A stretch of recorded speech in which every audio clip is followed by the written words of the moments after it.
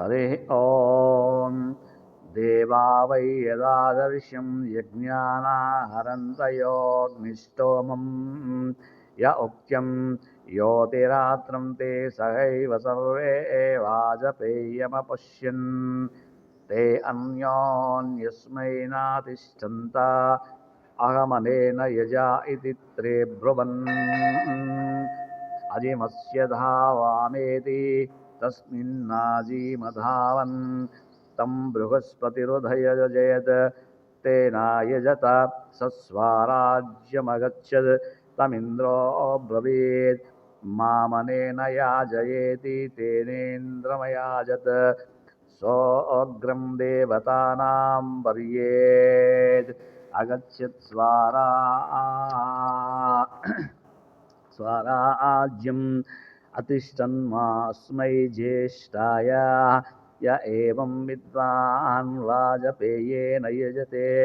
गच्छति स्वराज्यम् अग्रगं समानानां पर्यति तिष्ठन्ते स्मे ज्येष्ठाय न वा एष ब्राह्मणस्य चैव राजन्यस्य च यज्ञः तं वा एतं वाजपेय इत्याहुः वाजप्यो वा एषः वाजन्यं हेतेन देवाप्सन् सोमो वै वाजपेय यो वै सोमं वाजपेयं वेद वाज्ये वैनं वीत्वा भवति अन्याजी जायते अन्नं वै वाजपेयः य एवं वेद अत्यन्नम् आस्यान्नाधो जायते ब्रह्म वै वाजपेयः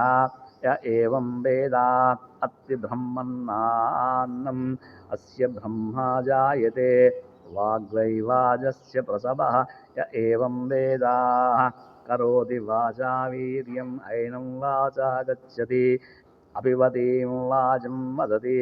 प्रजापतिर्देवेभ्यो यज्ञान्वादिशत् सत्मन्वाजपेयमदत्त तं देवा अब्रुवन् एष वावयज्ञः यद्वाजपेया आप्येव नोत्रास्तिति तेभ्य एता उज्झति प्रायुच्छत्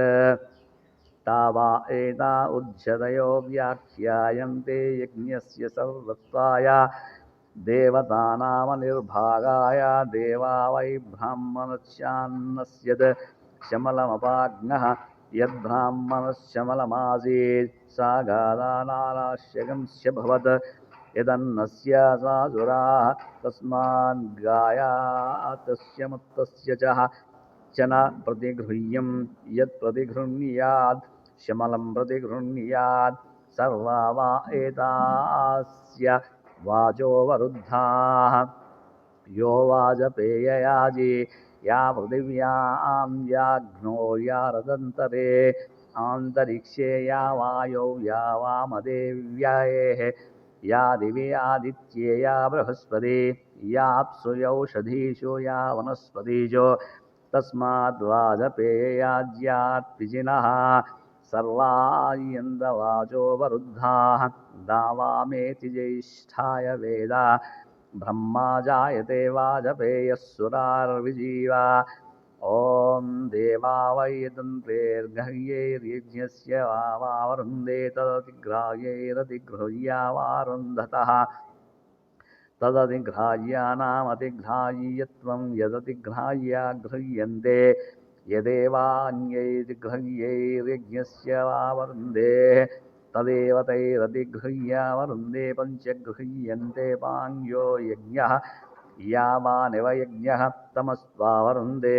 सर्व ऐन्द्रा भवन्ति एकदैव यजमान इन्द्रियं ददति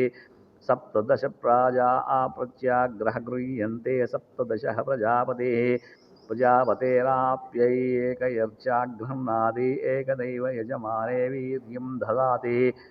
सोमः ग्रहाञ्च सुराग्रहाञ्च गृह्णाति एतद्वै देवानां परममन्नं यत् सोमः एतन्मनुष्याणां यत् सुरा परमेन्नैवास्मा अन्नाज्येन परमन्नाज्यमवन्दे सोमगृहन् गृहाति ब्राह्मणो वा एतत्तेज यत् सोमब्रह्मण एव तेजः वा तेजो यजमाने ददाति निराघ्रन्नान् गृह्णाति अन्नास्यः अन्नास्य न एतच्छमलं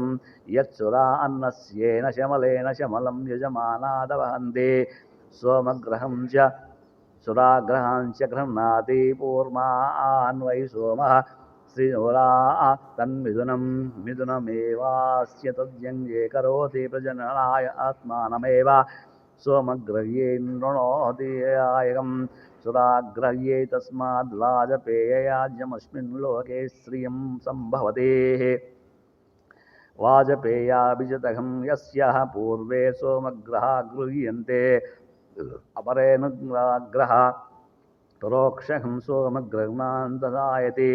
पश्चादक्षकं सुराग्रहन् पावपश्यन्यस्य विद्रुत्यैः च वै यजमानः यत्सोम अन्नघं सुरा सोमग्रहं च सुराग्रहं च व्यतीशजति अन्नाद्येनैवैनं व्यतीजति सम्पृश्यस्तः सन्मा भद्रेण पुङ्क्यैत्याह अन्नं वै भद्रम् अन्नाद्येनैवैनगं संसृजति अन्नास्य वा एतच्छमलं यत्सुरा पाप्मेव खलु वै शमलं पाप्मना वा एनमेतच्छमलेन व्यतीशजति यत्सोमग्रहं च सुराग्रहं च व्यतीशजति विर्पुचस्तविमा अपाप्मना पृङ्गैत्याह पाप्मनैवैनं शमलेन व्यावर्धयति तस्मात् वाजपेयायाजीभूतो मेज्यो दक्षिण्यः प्राजाद्रावती सोमग्रहे आमुमेव तैर्लोकमभिजयति त्वज्जिंसदाग्रहे इममेव तैर्लोकमभिजयति प्रतिष्ठन्ति सोमग्रहे यावदेव सत्यं तेन सूयते वाजसुद्दुन्यनराग्रहान् हरन्ति अमृतेनैव विशः विषं सुजंसति हिरण्यपात्रं मधुः पूर्णं ददाति मदभ्योऽसानीति एकदा ब्राह्मणोपहारति एकदैव यजमाना आयुस्तेजो ददाति हरिः ॐ